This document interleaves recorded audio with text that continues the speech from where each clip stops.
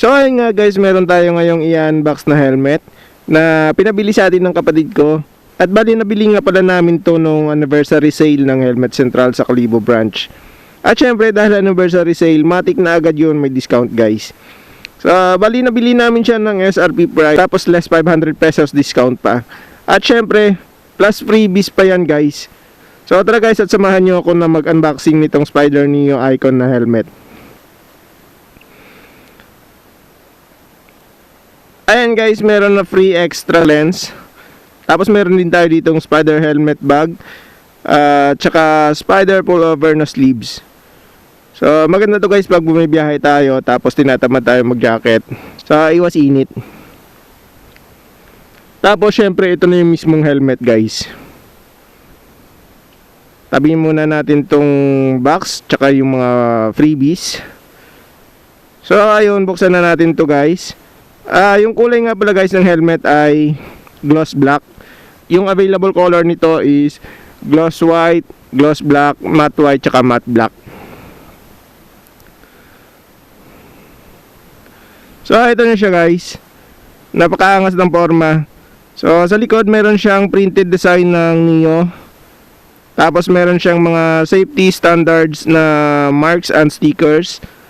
Tapos meron na siyang spoiler guys, yung design niya. At ang ganda ng pagka-design ng spoiler niya guys. Kasi di siya gaya ng ibang design ng helmets na yung spoiler ay parang minold lang na plastic or acrylic, no. Tapos yung harap naman niya guys, naka-smoke lens na siya. Pero parang mas lighter yung shade niya, no. At bali yung free lens niya nga pala guys is clear lens yun.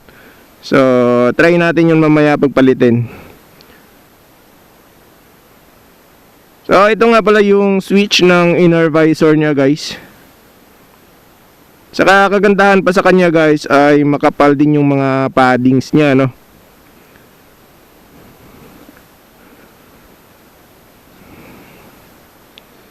So meron siyang rubber na nose guard. Tapos meron siya ditong chin air ventilation.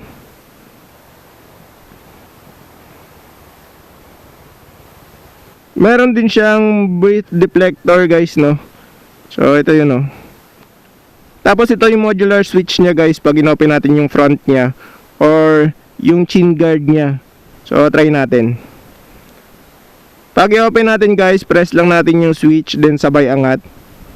So ayan na siya guys pagka naka-open. Maganda din guys yung cheek pads niya kasi medyo makapal din. At meron siyang reflectorized na part. Yung lock mechanism naman niya guys ay quick release lock. So pag i-close natin, press lang din natin ulit, tapos ibaba hanggang mag-click yung lock. Ibig sabihin nun ay naka-lock na siya at safety na talaga. So meron din pala siyang air vent dito guys sa taas. So ayun guys, at nakita na natin kung gaano kaganda at kaangas yung Spider Neo Icon. So salamat sa pagsama sa ating unboxing ngayon. At syempre kung gusto nyo bumili ng ganitong helmet, visit lang kayo sa Helmet Central Katiklan and Kalibo branch. Kasi sa Helmet Central, sure kang safe ka.